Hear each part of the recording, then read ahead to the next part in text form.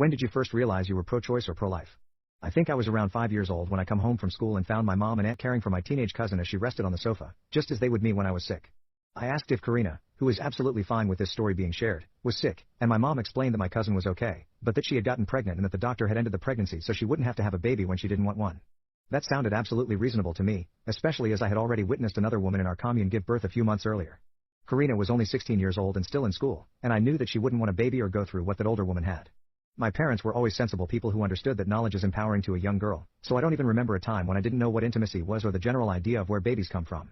Once I learned that a woman could end up having a baby planted in her tummy by accident, just because she had done something that I was assured was a lot of fun for grown-ups, and that the seed could be removed if the woman didn't want it, I was completely pro-choice. That day after Karina's abortion I still didn't understand all the details. I knew she had done intimacy with her boyfriends because my friends and I would try to listen through the walls of our adjoining bedrooms, and I knew that she took pills to make sure no one planted a potential baby in her, because I had seen her take them and been told that they weren't candies. It seemed to me that removing the seed was the only reasonable choice when Karina didn't want it, and she was absolutely fine as she rested on the sofa. It wasn't until several weeks later, I remember because it was after Karina broke up with Casper and got together with Martin, who didn't tease me, that it occurred to me to ask the women, as they all sat outside in the garden with a large thermos of tea, why Casper didn't get a baby seed in his belly too. Once I learned that all that stuff, from getting rid of a pregnancy to childbirth, could only happen to women, even though men participated equally, I became almost fanatically pro-choice. We didn't call it that of course, because it was the only position on the topic that I could even conceive of, but it just didn't sound right that all the hard stuff would happen to women.